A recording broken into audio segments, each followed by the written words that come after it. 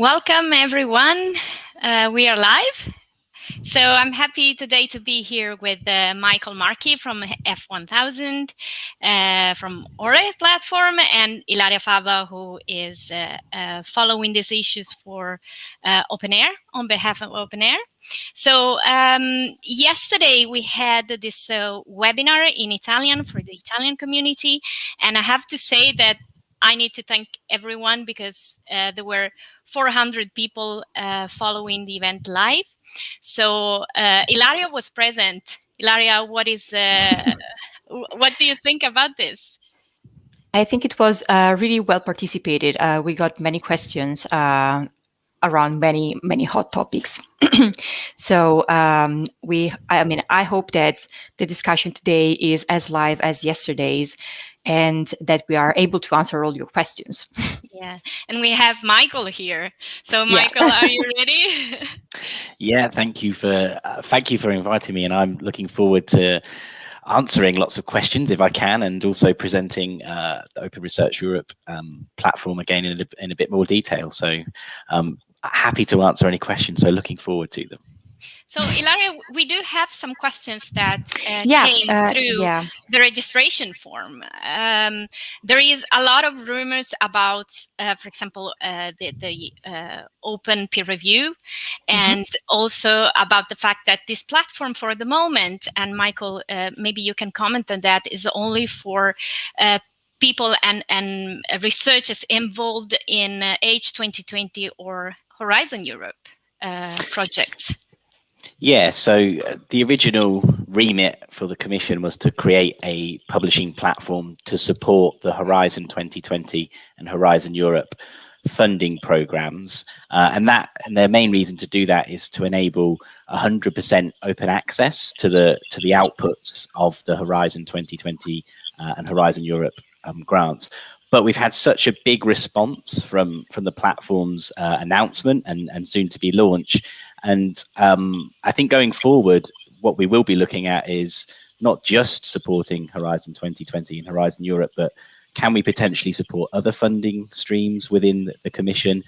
And then also, can we talk to other funders around the European community to see how Open Research Europe could potentially be a platform that supports all of Europe. So we haven't even launched yet, but once we have, we will start looking about the sustainability of the platform and really how best can we use it to really support research in Europe as a whole. Yeah, and yesterday we got the feeling that the community, the research community, is waiting for this platform, and also there are some people are starting thinking how this open peer review will be, and will there be any issues? Will it solve some of the problems that currently scientific platforms or scientific journals have with the double-blind or single-blind peer review? So yeah, I've been working on this type of open peer review for 10 years now, and when we first you have some experience. I have some experience, and I've got some stories I can tell as well. When we first started doing it, we at F1000 were like, are people going to want to put their names and publish the reports to articles? And what we found is across the 10 years that we get the same acceptance rates from people wanting to review. So there doesn't seem to be any differences in that.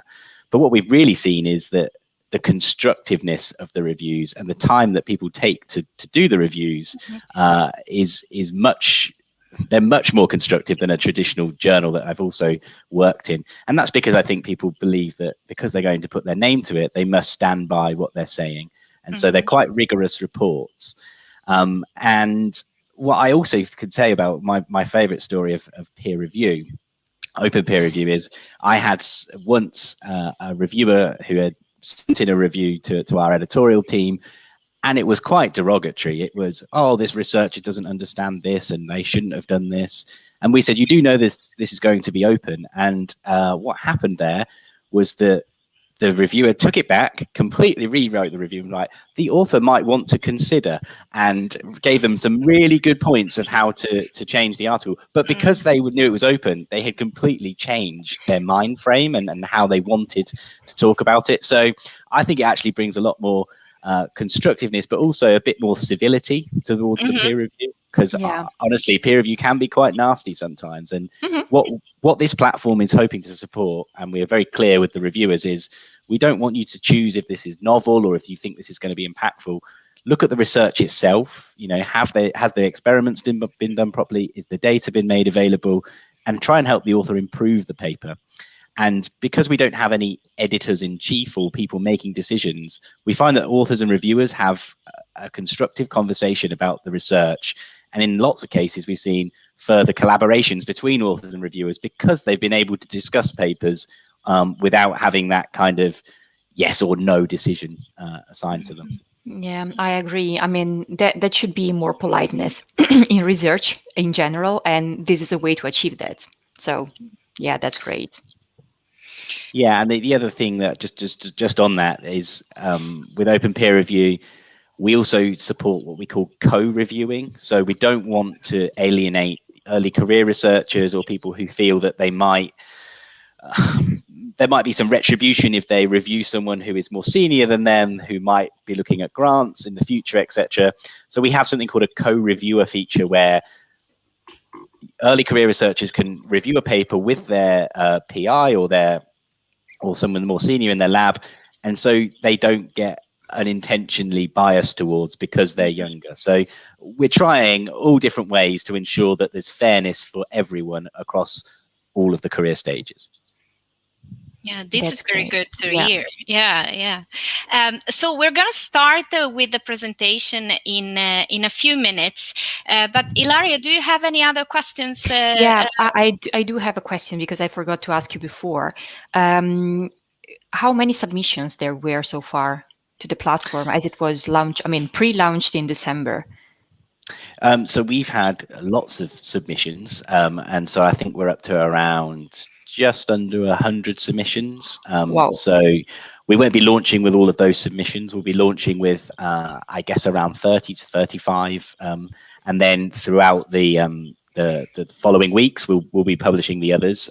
So ever since, I would say, since February, since we've been doing a lot of more outreach about the platform, more and more people have heard about it and have been inquiring about it. So it's been really, really popular. And the good thing about it is there's been lots of submissions across all different subject areas from all researchers of different career stages. So very diverse content as well, which we're looking forward to showcasing in a couple of weeks.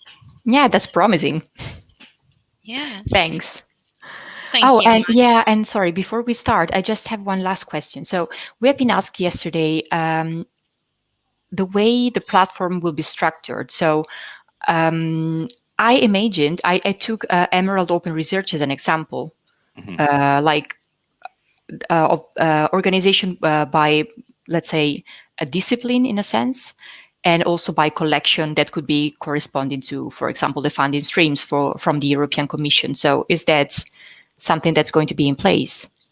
Yeah, so that's a really good question. So we're using an ontology for the platform called the Frascati manual, and they have 6 major areas of science. So each of those major areas will have a dedicated homepage with its own URL, and will house all the articles that are related to that subject area. And we'll also have dedicated gateways for each of the Horizon 2020 programs. So, for example, the Excellent Science program area, which is made up of the Marie Curie grants, the European Research Council grants, that will have its own page. And again, content will be tagged to the right program areas. So you'll be able to search all the content by all of the subjects and also all of the program areas of Horizon 2020. Okay. And Horizon Europe in the future.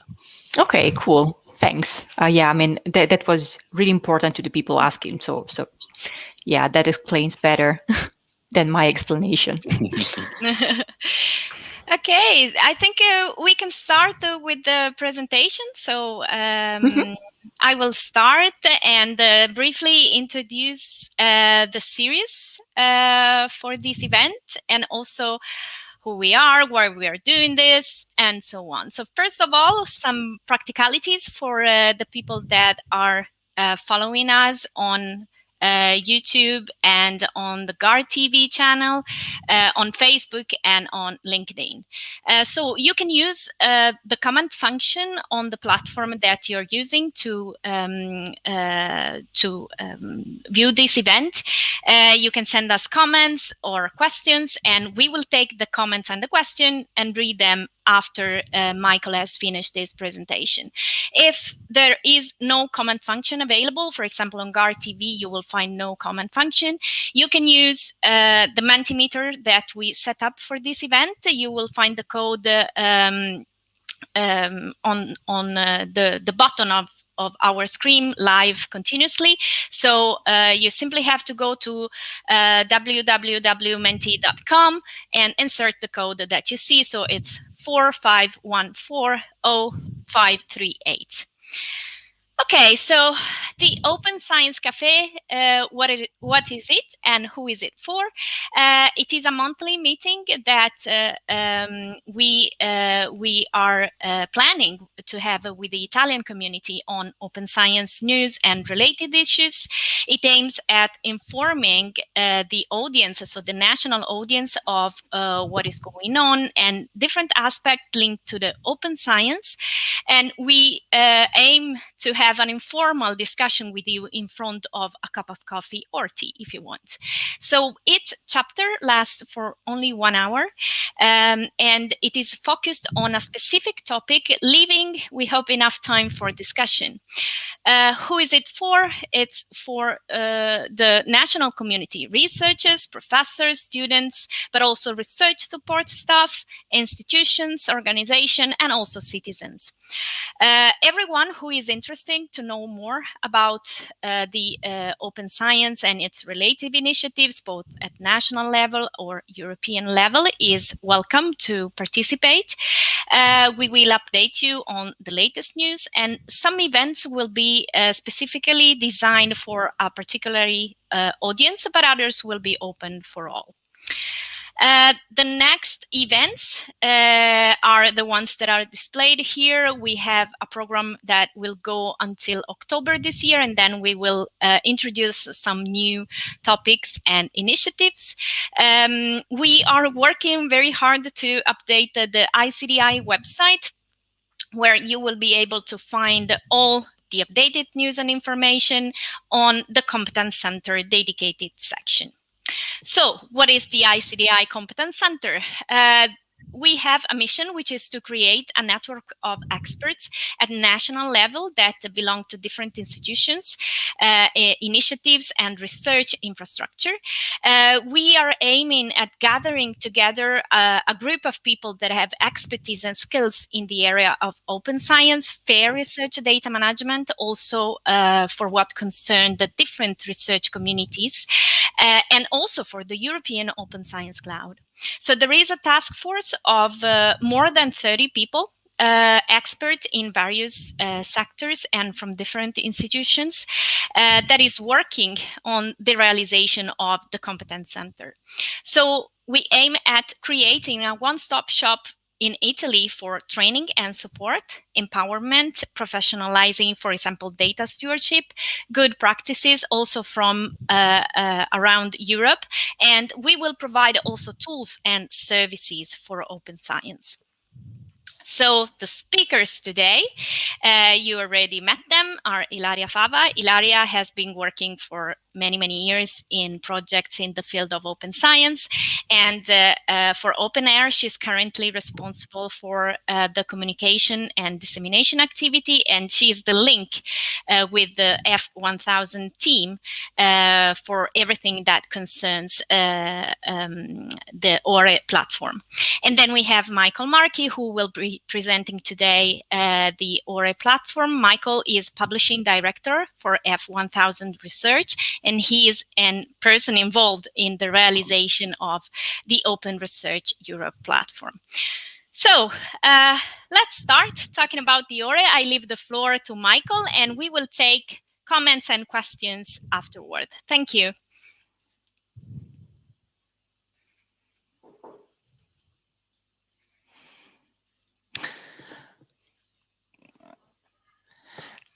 Hi, everyone. So now I'm just going to talk a little bit more about Open Research Europe. So first of all, I just want to talk a little bit about the vision, the why, the who, and the what. So Open Research Europe came about from a public procurement from the European Commission. And in the end, it was a contract that was for 5.8 million euros that was given to F1000 Research, where I'm the publishing director, and we'll be looking after the Open Research Europe platform for 4 years. So as well as F1000 Research working on it, we also have four major partners, the Global Young Academy, LIBA, Eurodoc, and OpenAIRE. And the roles that these partners will play will be helping us to communicate the platform, as Ilaria did yesterday very, very well, and also contributing to the thoughts of how do we make this platform sustainable for the future and beyond the 4 years. So that's everybody who's involved in the platform. So why did the Commission want a publishing platform? So one of the first things that they wanted was a high quality and reliable, efficient service for the Horizon research projects.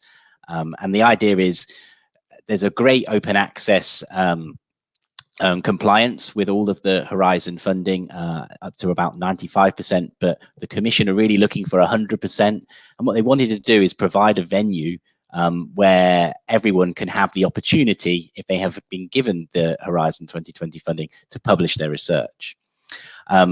So we've got an expert scientific advisory board, which I will talk about a little bit later. But some of the two key points of why they're creating this platform is there's no costs to the beneficiaries of the platform. So we use a diamond open access model where the Commission centrally pay F1000, and so there's no author-facing charges for publication. And one key thing to mention is this isn't a mandatory service. This is optional. The European Commission want to support all of the funded beneficiaries and give them the opportunity to meet their open access obligations. And that's the major reason for the platform. So some of the ambitions from the Commission is to really lead by example. The Commission is doing some great work in open science and trying to embed that within Europe. And so basically, by trying to have their own open science publishing platform, they're enabling the experimentation and enabling their beneficiaries to look into open peer review and open data and the early sharing of research. A major part of this too, and again, I'll go into a little bit more detail on the next slide, is that there's also transparency around everything on the platform. The idea of this platform and also the idea of what F1000 Research has been trying to do is to make it a fair and equitable price for publishing an article. So, you know, article processing charges can range from 500 euros all the way up to something like 10,000 euros in some journals. But typically, that's not how much it costs to run a journal and to publish articles. So what we've done is create what we think is a fair price for the Commission and to enable them to support as much published research as possible. So the cost for the Commission for each article will be 780 euros, and I'll go into the transparency about that in a second. And then the final thing on this slide is open access is obviously something that everyone believes in, that the citizens of Europe and across the world should have access to research that is going to help the world become a better place. And so open access publishing can go down the routes of gold open access, where it's going to become very expensive and might not be as equitable for some countries or for some demographic.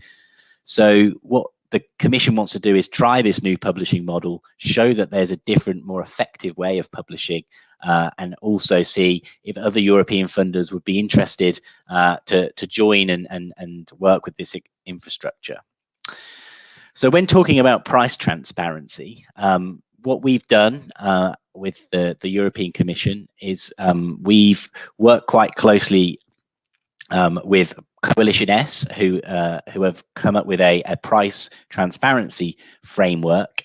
And we have worked with them on this, with the publications for Open Research Europe. And what happens here is there's 8 distinct categories that have been created, which highlight what is included within the article processing charge.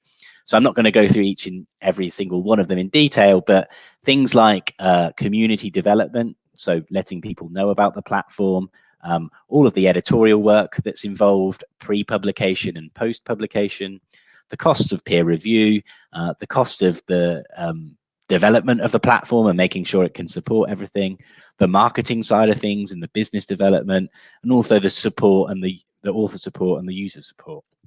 So it's very clear what the costs break down to percentage-wise, and this is all online on our article processing charges, and we're going to be very open and honest about all costs and transparent about the whole platform throughout the duration. So what does the platform have as a service? So it will be publishing original peer-reviewed articles, but they will first be published as preprints, and as mentioned, it's for the Horizon funding. So everything will be immediately open access. It will all have a CC BY license, so it'll be easy for others to reuse. There'll be open peer review, which I will go through in a little bit more detail, but that is full open peer review. So the identity of the reviewer, the review report itself, and also any comments post-publication from the reviewers, authors, and indeed the wider community. Connected ecosystem is something that we're trying to really create. So everything will have PIDs or personal identifiers. So data sets will have its own DOI. The peer review reports will have its own DOI. And what we're hoping to do is connect very well with repositories. So working with OpenAIRE, making sure that we can send content interoperably to institutional repositories, working closely with Zenodo to also harness some of that information. So the idea is that we want to be able to create a system where all of the content published here can be easily interoperable with other services. And finally, we're looking at some new generation metrics. So obviously we believe at Open Research Europe that it's not where you publish, it's what you publish. And so each article will have a dedicated metrics page providing all of the metrics around the views, the downloads, how the work's being cited, how it's being used using indicators from altmetrics. So talking about how it's infecting policy, how it's being talked about in social media. So we're trying to do as much as we can to see and to show how an individual article is having an impact. And over the time, we'll be test bedding and trying new metrics to ensure that we can showcase that. Finally, also there's going to be the transparent business processes that I mentioned. But one thing for the authors is this is completely aligned with not only the Horizon 2020, but also the Horizon Europe policy and principles. So anyone who submits will not need to worry if they're meeting their open access mandates. And of course, at F1000, we've worked with funders in the past on such platforms. So I've worked very closely with the Wellcome Trust, the Gates Foundation, for example, all have a publishing platform like this. And this year, the Wellcome Trust's platform became its most popular venue for published research. So it's really been embraced by those researchers. So now I just want to talk a little bit more about how the publishing model works, because it is a little different from a traditional journal. So the first thing to talk through is this is our open research publishing model, where the articles goes from submission to then being published as a preprint and the data being stored in an appropriate repository. It then undergoes peer review, and then once the peer review has been complete and the article has passed peer review, it then gets sent to the indexers. So let me just talk about that in these stages in a little bit more detail. So on an article submission, we have a very, very easy submissions form, which is not like a traditional journal. It should only really take no more than 15-20 minutes to submit a paper. And what happens once it's into our editorial management system is our editorial team will do what we call the pre-publication checks. So unlike a preprint where really it's just a a glance to see if the research itself is in scope and then gets published. At Open Research Europe, the pre-publication checks of the preprint are much more rigorous because it's going to be a full published article.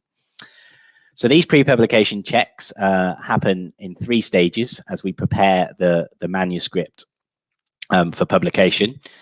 The first, upon submission, is we check that the author has the eligibility to publish on the platform. So here we're just verifying and checking that they have a Horizon 2020 or Horizon Europe project ID. We check the articles in scope, so we make sure that it's meeting one of the scientific fields that we're supporting. And we also run an automatic check for plagiarism, just to ensure that the work is original. Once we're happy it meets those first criteria, we then move it into the full pre-publication checks. And what we do here is really comprehensive checks on the reporting guidelines and the ethical guidelines. So we're looking, for example, to ensure that there's institutional ethic board approval if needed. We're checking for all other things with regards to data, and I'll come on to data a little bit later. But what we do is open data and fair data has become very the norm within Europe, but there's still a lot of education that needs to happen to ensure authors can properly put their data in the correct repositories. So our editorial team support the authors and make suggestions of where they might put their data, and also how to talk about that data in a data availability statement. So that's all work that our pre-publication checks team will do. And once the article has then passed those checks and has been revised to meet all of our requirements, we then convert the article into a PDF, HTML and XML format. We do all the proofing and editing to make sure that the author's happy with the paper. We check all the citations and the references and the images resolved properly. And then we also check that all the persistent identifiers are assigned and resolved correctly. So there's quite a lot of work that goes on internally before we publish an article. And that's the major difference with a traditional preprint. So once we're happy and the author's happy, we will then publish the article. And typically this can happen as quickly as 10 days, but depends on how quickly the author gets back with their revisions. But it's a very quick process. And as mentioned, we also, at the time of publication, need that any underlying data is put in an appropriate repository and is linked to the article. So the data and software availability, we require that where possible, that the source data for the underlying results is made available at publication. But we also understand that there are restrictions to certain data. So our policy is as open as possible, closed as necessary. And where there are exceptions is for data that needs to be protected for confidentiality. So looking at the privacy of individuals and data that can be identified, respecting individuals who are involved in the research. So that's also very key in the humanities and social sciences. We have to be consistent with Horizon 2020's frameworks and also guard against unreasonable costs. So every article will have a data availability statement, and we will also be putting as much information in there as possible so someone could get access to that data and reuse it. So the open peer review process. So once the article is published as a preprint, we will then start the open peer review process. So it's important to note that the open peer review process is formally run by the editorial team. So it's not the author that does it, it's the editorial team. And whilst we're publishing, we ask the authors to suggest some reviewers who might be eligible to publish, or experts to review the paper. Now, we check every single reviewer, and we've got very strict criteria of who can and can't review a paper. So, for example, if there's a conflict of interest, say that they're from the same institution, or they've published a paper within the last 3 to 5 years with one another, we wouldn't allow that person to review the paper. So we very, very stringently check who can and who can't review. But once we're happy that we've got the correct reviewers, we invite them and we ask them to do 3 things. So first of all, we're very clear with the reviewer that they must make themselves known. So they have to provide their name and affiliation, which gets published with the report. And they must very clearly, even on the report, identify if there are any conflicts of interest. Sometimes there is the idea that only a few groups are working on a particular piece of research, and so sometimes authors may have contributed or worked or collaborated with those reviewers before. If that's the case, and we're happy that they can review the paper, we're very clear on the report that there is a conflict of interest, and we'll say why. The reports themselves are also published, so we have a little look at them editorially, but typically we will publish the reports as they come in. And these also have citable and viewable metrics. So each report has a DOI and also viewing metrics, so you can see how many people are actually reading the reviews. And the interesting thing is that lots of people go straight to the peer reviewers before reading the article, so it's actually bringing more context to the article itself. The other thing that we ask the reviewers to do is to provide a status. So a little like major revisions and minor revisions or rejections, we ask the reviewers to give their opinion through 3 different statuses. So we have an approved status, which is denoted with a green tick. And what that means is that the reviewer thinks that the paper is scientifically sound in its current form, and only minor changes are needed for that reviewer. We have an approved with reservation status, which is denoted with the green question mark. And this is the most popular of the reviewer statuses. It's where a reviewer thinks a key revision is needed to address a certain problem. And it's really how the authors get to improve the paper, as they get to see how the reviewers here are saying which revisions they would like to see for this to get their full approval. And then we also have a not approved status, which is rare, quite rare. Only 10% of the time we see this on other publishing platforms. But this is really for if something is fundamentally flawed in a paper. So if the methodology is completely wrong, or it's majorly statistically underpowered, the reviewers have the option to say that there's real problems with this article. So that's what we ask the peer reviewers to do. And that can go on, and the beauty of this system is it's versionable. So for example, if two reviewers give some approved with reservation statuses, the author can make changes and upload a new version, which the reviewers can see. And so how this works is authors can respond, as I mentioned, to the reviewers, and then through the new versions, which are limitless. So even if you do get a red cross, you have an opportunity to make the changes and try and get the reviewer to change their approval status. But really, in order to pass peer review, what an article needs is 2 approved statuses, so 2 green ticks, 2 approved with reservation statuses, and a green tick. So that's the passing peer review threshold that we've agreed with lots of the indexing databases. So I'm now going to show you some article examples which use this, which make it very clear. So first of all, here is a preprint example, which is when an article is first published. Excuse me. And what we do in each article, we have some square brackets at the end of the title, which clearly labels that this article is awaiting peer review. And on the right-hand side of every article, there's an open peer review box, which has all the information about the peer review.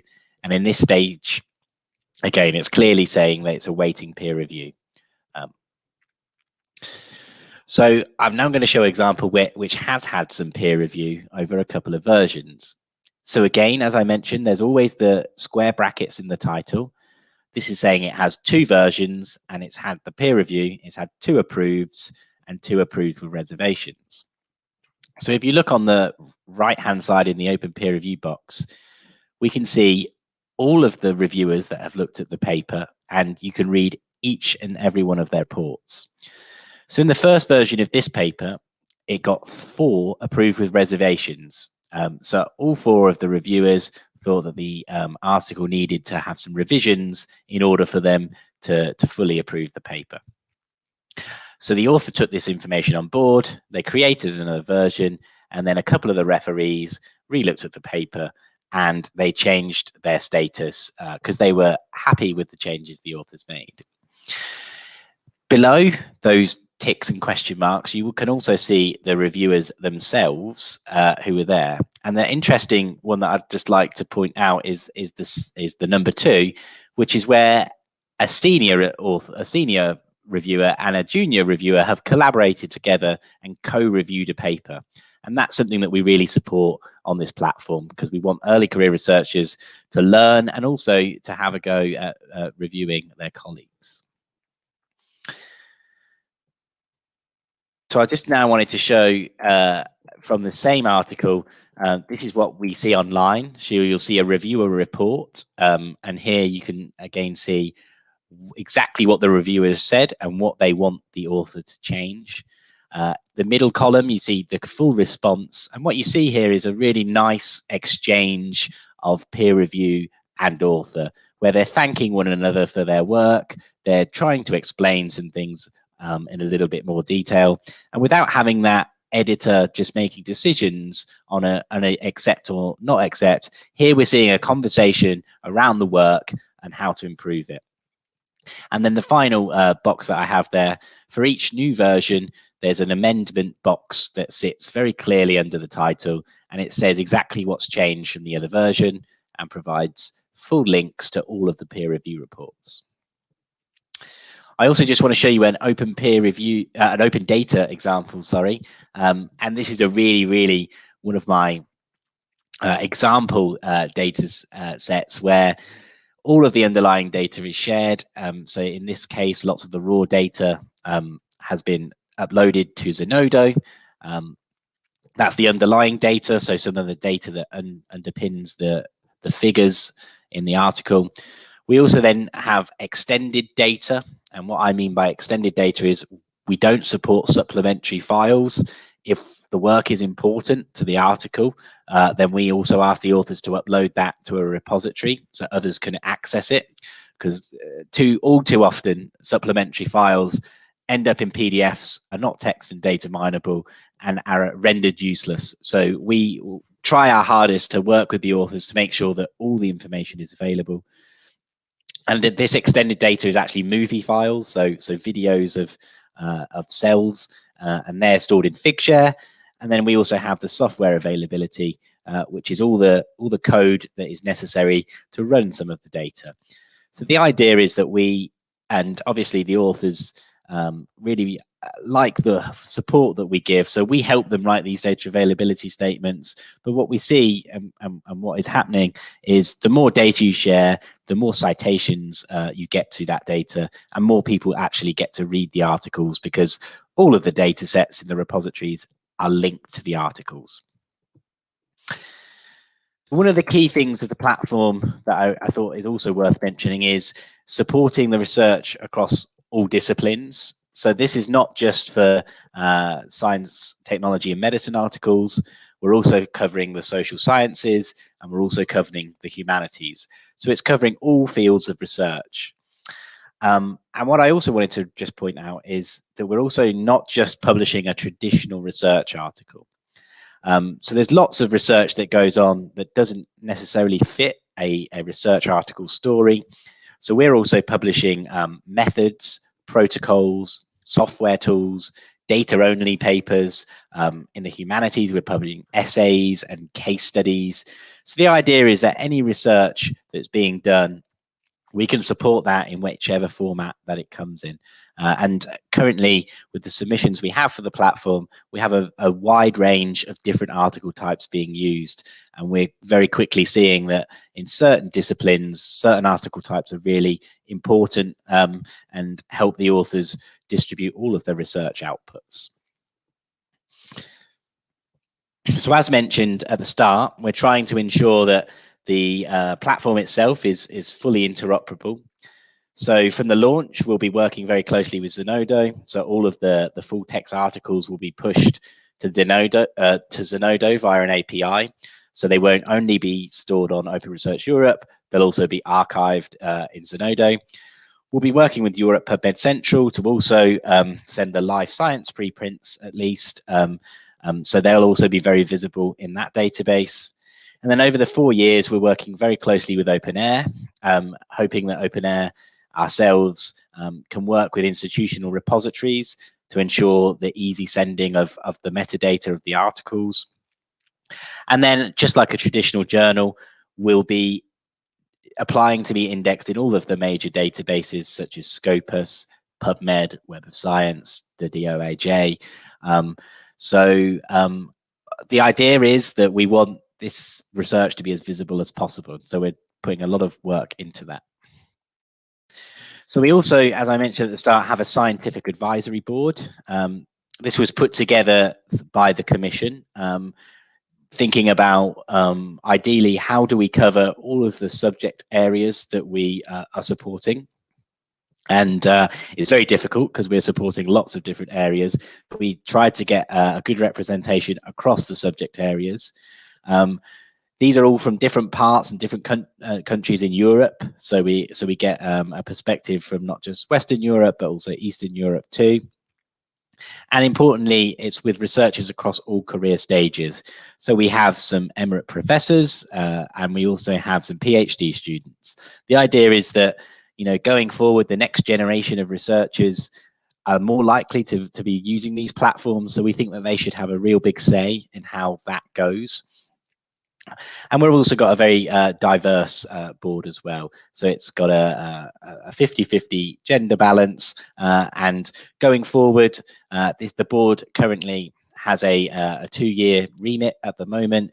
And we will be opening up applications to join a scientific advisory board when their term is over. And the role of this board is they've really helped us construct the publishing policies and the guidelines, making sure that they're correct and suitable for their research areas. We've also get them to help us think about where we want to go with the platform and the sustainability of it. So as mentioned, they'll be advising us on how we might want to open this up to people beyond a Horizon grant. And they'll also be advising us on any challenging issues that may arise. So as we don't have typical editorial boards, if we did have an issue with regards to scientific malpractice or needed some expertise from a subject area expert, this is where our board can help us make decisions and enable us to be publishing with rigor, but also with integrity. So that's the main role of our scientific advisory board. And so this is my final slide. Just wanted to reiterate that, yes, we opened our submission system in early December, and we've had a really, really great response. We've nearly had 100 papers submitted now across all the subject areas. In January, we launched our social media. So we launched our Twitter accounts, and we're also looking to launch a LinkedIn account very soon. And on March the 24th, we will be doing a full media launch. So we're holding a press conference. The European Commission is holding a press conference. We'll be releasing a press release about the article, about the articles that are being published. And this will be the first time that the platform itself looks like a publishing venue. At the moment, it still very much looks like a website, but we'll have the first articles published. So I guess around 30 to 35 will be published on launch, and they'll be covering all the different disciplines, and people will be able to start accessing the site and browsing by the subject area, but also by the Horizon 2020 programs. So with that, I shall finish and say grazie. And if you have any questions, you can use our help desk at info@Open Research Europe. Here we can get back to you very quickly if you have any questions. Stay informed. So if you go to the Open Research website, there is an opportunity to sign up for news and updates. So if you sign up to that list, you'll be added to the newsletter. And as mentioned, we have a Twitter account now at Open Research _EU. Do follow us again. We'll be putting up new information. We've got a really cool open science campaign that's going at the moment, which is really explaining open science in a little bit more detail. So do check that out. But apart from that, I shall stop sharing my slides. Thank you, Michael. That was brilliant. We have a number of questions. Yes, thank you. We have the Menti, which is full, and then we have some comments, and we also have the question that Ilaria has about that come from registration forms. Now, before going to the questions, so Michael, you can take a breath and maybe. I would like to tell everyone that the recording of this webinar will be available on GAR TV and YouTube channel as soon as slightly quickly after this webinar ends. You will be able to answer a feedback questionnaire, which is very precious for us, also to start planning the next events, and by doing so you will be also able to download the certificate of attendance, which is always useful for many of you. Now I have to say that today we have people following from all over Europe, not only Italy, but I see that we have someone from the Netherlands, Denmark, we have also from Italy, of course. So we have different yes, different nationality also. So while you are using the Mentimeter to add more comments and question, I can go through some comments that arrived on YouTube while Michael was presenting. So the first question is checking the article scope. How do you deal with a multidisciplinarity research article? Yeah, that's a good question, and the scope of the platform is very, very broad. It covers, as I mentioned, science and technology and medicine, all the way to the humanities and the arts. So if something's interdisciplinary, we will tag it to the appropriate subject areas. So you don't just have to be a social science paper. If you're talking about, for example, education in an STM subject area, we'll also tag it to that. So everything is multi-tagged to suit any multidisciplinary work. Okay, is this taking into account also the review process? This is another question that we have. Yeah, so we, as I mentioned, we ask the authors to suggest the reviewers who have the expertise to look at the paper. But our review team will also be looking at, if it is a multidisciplinary paper, we need to have somebody who looks at the, for example, the social science aspects, but we also have someone who looks at the other discipline areas. So we would hope that the author suggests reviewers that can have expertise in both areas, but the review team will also help ensure that we get that coverage. Okay, regarding the review process, we also have a comment. If Laura Catalini is asking if there is a comprehensive list of reviewers publicly available and how to become a reviewer for the platform. That's a good question. So we haven't got a comprehensive list of reviewers. We, as I mentioned, ask the authors to suggest, but we also have, so how the authors just do suggest is they can just tell us and add names to people that they know have expertise due to their experience with working in that field. We also have an internal peer reviewer selector tool, which text mines the article and it then pulls out names of authors of similar works who might be experts to review the paper. So we actually provide that to the authors to help choose reviewers. But to answer the question as well, we also have an option to volunteer to be a reviewer. And what we do in that instance is people send their names in to be a reviewer. We add that to our peer review tool, and if the right subject expertise is matched there, we will then invite them as a reviewer. So there is an option to be a volunteer, and I appreciate anyone who would like to be a reviewer. Very good. Thank you, Michael. There is another question on the Menti, also about the reviewers. Can an ORE reviewer upload her or his data on our award platform to get credits and other benefits? Yeah, that was also in the registration form. So thanks, Emma. Yeah, that's a good point, and this is what open peer review brings to the table. Is it enables reviewers and researchers to get credit for what is sometimes a long task. You have to put a lot of effort into it, and so having it open means that you can share it and you can add it to potentially a CV, etc. Your ORCID accounts, ORCID IDs, you can add peer review reports. But as I said, we also have DOIs with our peer review reports. So you can actually cite peer review reports. We've seen that happening on other platforms.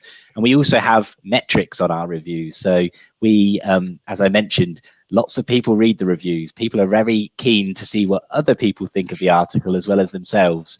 And so what we're hoping to do is bring peer review much more to the front. So, and I think further, this is my thoughts now, going further into how researchers are assessed, I think peer review should count. And so what we're trying to do is create as much information and enable people to showcase what they've done and the impact that that's had. So yes, we're very much up for people sharing, and what we also enable you to share the reviews with Publons as well, which is another way to get credit for them.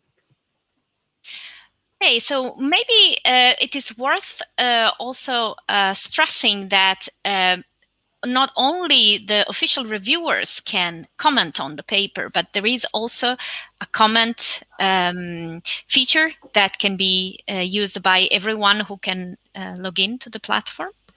Yeah, so everyone can comment on the article itself. They can comment on any of the reviews and any of the author and reviewer responses. So what we're hoping to do, and even though public comments aren't as popular across any journal publishing, really, we're hoping that this open peer review author-reviewer conversation enables others to join. And we have seen that on some articles, which is good. Okay, so going from the peer reviewers to the process, there are a number of questions of what happens to the paper, for example, when this is not accepted for publication. Will the preprint remain on the server? This is, for example, one question that came.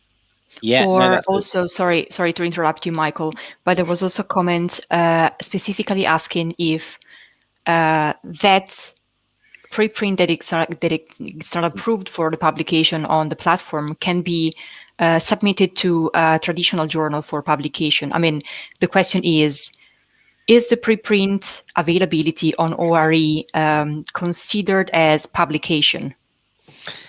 Yes. So I'll answer that question first. And yeah, that is one of the major differences from a traditional preprint, because we're doing all of those pre-publication checks that I mentioned, which is a lot of work and helping the author get it in a published state. Once it's published as a preprint, it cannot be published elsewhere. The article then remains on the platform. And to answer the first question, if it receives reviews that doesn't enable it to pass peer review, it will remain on the platform. And what we always do is we help the authors, so obviously they can do as many versions as they like to improve the paper, so nothing is rejected. If they take the points of the reviewers on board and do a revision, then the opportunity to change that reviewer's status happens. If there's an issue, sometimes, peer review, you do get issues. You get reviewers who might say, no, I just don't think it should be passing peer review. If that situation occurs, we then ask another reviewer to join in and to give their thoughts. So our idea and our editorial's remit is to really help the author pass peer review. So we'll do as much as we can to help that happen. There is a question, Michael, on the screen, if a paper can be cited already when it's a preprint. so before the end of the peer review process? Yes, as soon as it goes live, it will have a DOI and a link to that DOI. It will have a version number. So what will happen is you can cite the preprint straight away. And if, for example, there's another version that's published, anyone who clicks on that first citation will be alerted that there's a new version that's been created. Would they like to go and see that? So it's all individually linked. Each version has its own DOI. And so what we index is the latest version. So if you looked in somewhere like OpenAIRE, you would see the latest version of the article, but you will also then be able to go to all the other versions. So yeah, the beauty is as soon as it's live, you can start citing it and people can start reading and using it. Is it possible to comment it before the peer review process? Yes, Okay. it will be open for comment as well. And yeah, it will be. I have another question on preprints. So if the preprint doesn't pass the peer review process and it's then not approved, can the author ask for removing it from the platform? No, it has to remain on the platform because it's deemed as a published article. Like I say, they can try to improve the paper by looking at the reports, but once it's been given that DOI and published on the platform, it's considered as published. So yeah, fully published. Okay. Yeah. I mean, unless the author wants to retract it, but it's a different process. Yes. Okay, thanks. Yeah, Emma, please. I have another comment from YouTube. They're asking us some clarification on the different behavior and interaction between Zenodo and the European PubMed Central. So it looks like in Zenodo there will only be approved article, whereas European PubMed Central will also publish the preprints. Yeah, so the way we're working with Zenodo is that they will index the fully, to start with at least, the peer-reviewed articles. With Europe PubMed Central, they've done a lot of work to start indexing preprints now to help give visibility, as we mentioned, from a start of publication. So that's something that we've worked on Europe PubMed Central with, and we'll be sending them the articles too. But that's not to say going forward that with Zenodo, we also send the preprints. I think technically we're set up to at the moment for the full peer-reviewed articles. But what we want to do is we want to share all of the research as quickly as possible in databases as preprints, if we can. Some databases are set up for different versions. Some databases aren't yet. So as much as possible, we're working with these databases. But the idea is, what I would like to achieve is as soon as something is published, not only is it on the Open Research Europe platform, but it also gets sent to repositories where other people might be looking for research so they can find it. Okay, will you also send the information to the participant portal of the European Commission, Cordis, so will you be linked to this review process from the EC? So that's a really good question. And initially, to start off with, there's no direct link to Cordis, but what we will hopefully be building in is once it is published, we create an API with the Commission where published articles get sent directly to people's individual projects on Cordis. That won't be there from the start, as that wasn't part of the initial contract that was signed, but more and more people were saying that would be very useful, and what we want to do is be very useful. So that's something we will look into.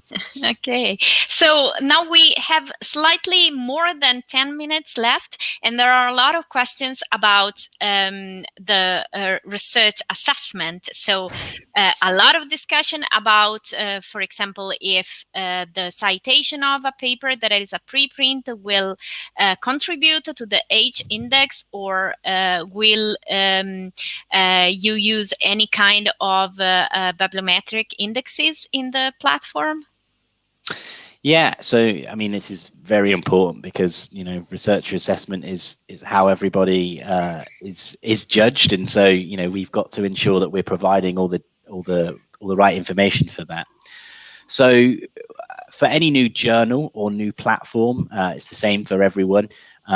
You have to first start publishing some articles before you can apply to be a part of a lot of the bibliometric databases. We'll be doing that. So once we're ready to apply, we'll apply to all of the major databases that a lot of the research institutes use. So things like Scopus and Web of Science and PubMed, etc. And all of the other publishing platforms that F1000 Research have are indexed in some of these databases. So I'm sure that the Open Research Europe will be as well. And once it's indexed in those databases, it is classed as like a journal, and the articles will receive citations, which are then contributing to the H indexes. So we will do all we can, and we will be trying to get published. I mean, indexing all these databases.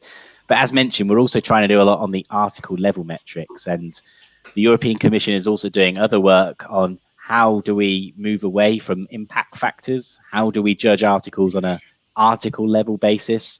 And so we've got as much as we can with article level metrics there, but we'll also be trying out, and there's other groups working on other programs with the Commission around metrics and how people are judged. And Open Research Europe will be used as a testing ground to see if these metrics work. So the impact factor is the big question, because that's the metric that everybody is measured on.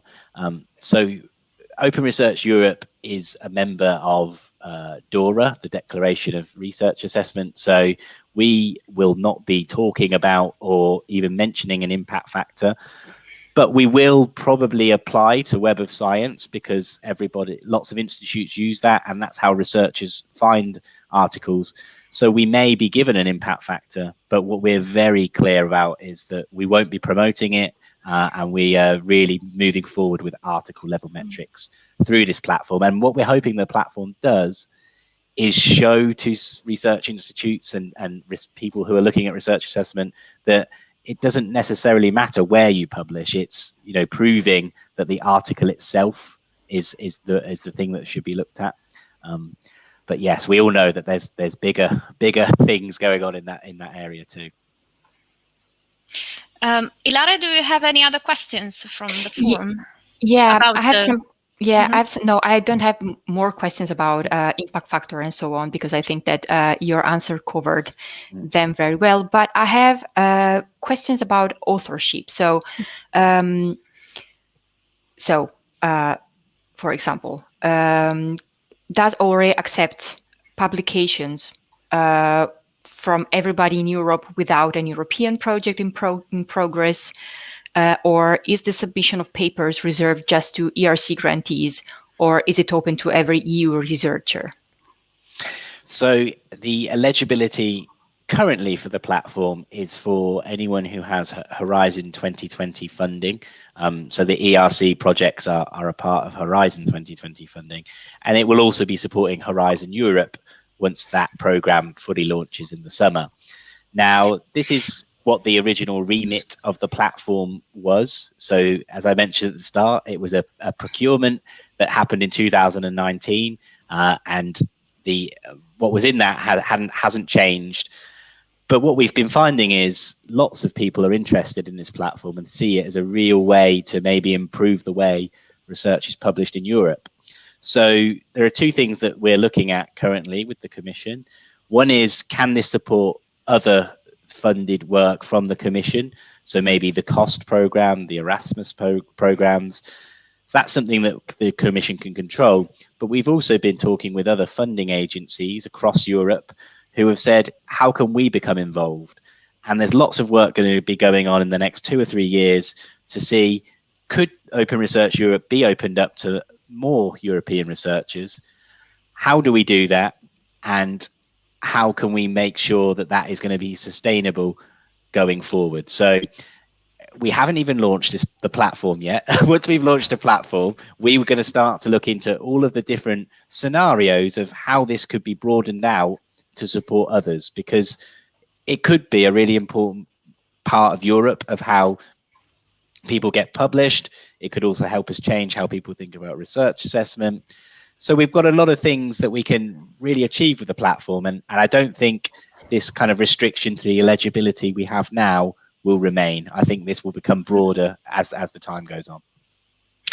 Okay, so let me now jump to another issue, which is how research data are managed also thanks to the platform. So we have a couple of questions here. What happens if a paper includes data that cannot be made publicly available because of, for example, IPR issues?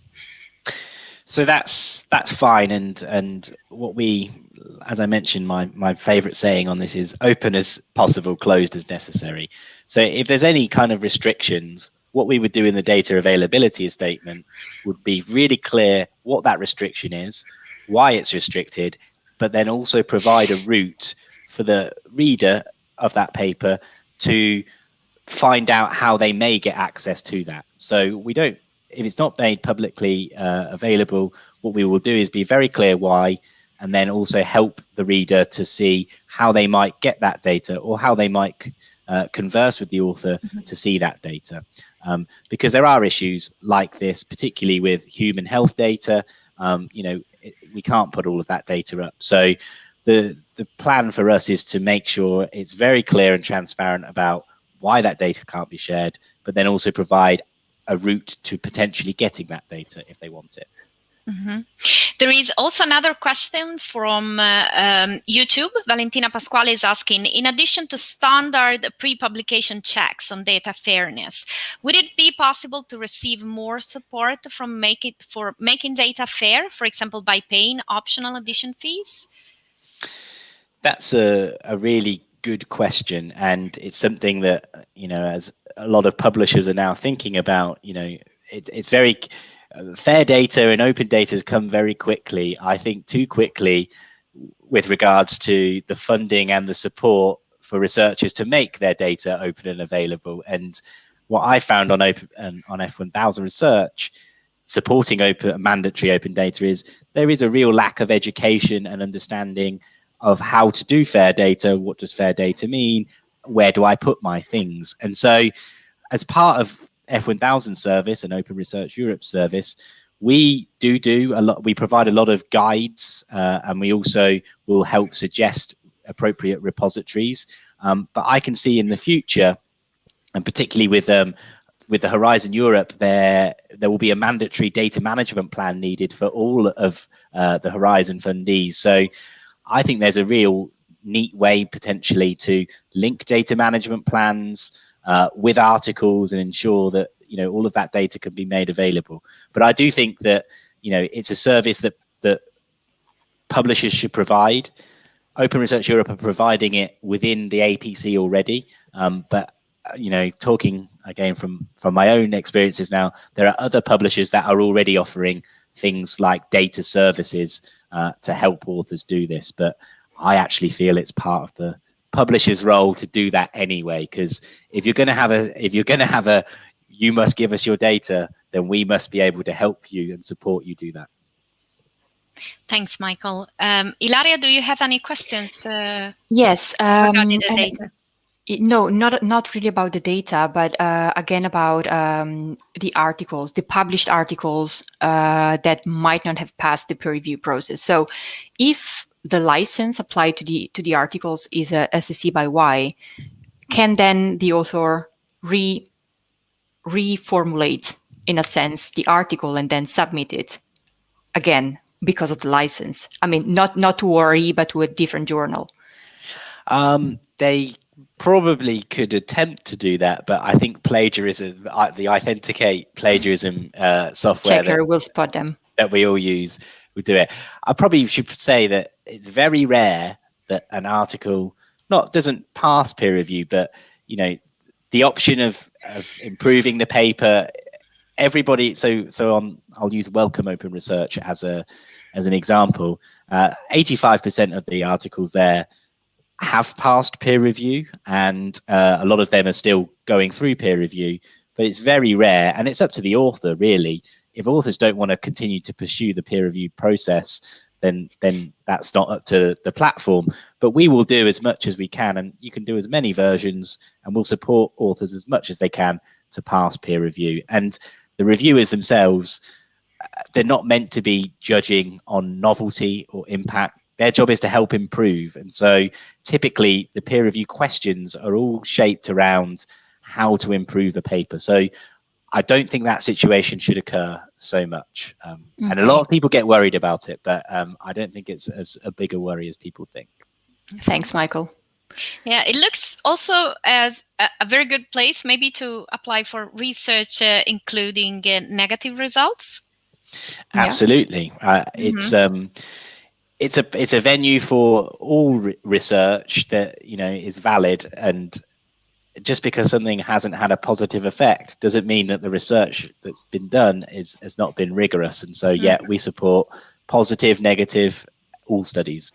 Yeah, there is a question which was actually the first one that came in. What is the impact of small business and public institutions which have honestly invested in open access journals, including existing diamond access thematic journals from the associations and some research infrastructures? Can they continue? I think so. I think, you know, with Plan S, we've you know, I was also involved a little bit in a big diamond access study that we've diamond journal accessed, and there's lots of diamond journals out there. It really is persuading, you know, institutes and funding agencies to support these, you know, small businesses and these institutional presses, because, you know, ideally research should be free for all to publish and read. And, you know, there are costs with publishing, and that's always going to be there. But I think distributing the costs of, you know, some of the subscriptions that get paid, I think there is a way for diamond access. And I think going forward, open access will become 100% at some point, but I think diamond access will play a real big part in that. Thank you, Michael. A very quick question to close. Will only paper in English be accepted, or do you envisage to also support other languages? Good question. So yeah, at the European Commission, we started with the tender is for English language only. However, this is a question that's been asked quite a lot, and, you know, publishing in different languages comes at a bigger cost technically, because you have to have editors and people who can use the system in those languages. But if we feel that it's something that we should be supporting, then there's no reason why we shouldn't. But for the foreseeable future, it is only going to be English language. Thank you, Michael. So I'm afraid we ran out of time, but that was very interesting. Yes, that was very interesting. Thank you, Michael, and thank you, Ilaria. We will be sharing a presentation soon, and also recordings, as said. Ilaria and I also have a deal to answer all the questions that we collected yesterday and today in a PDF. So we will also provide you with that. So thank you very much, and I hopefully see you all next month for the next chapter. Thank you. Bye. Thank you, everyone. Bye. Have a nice weekend. Bye.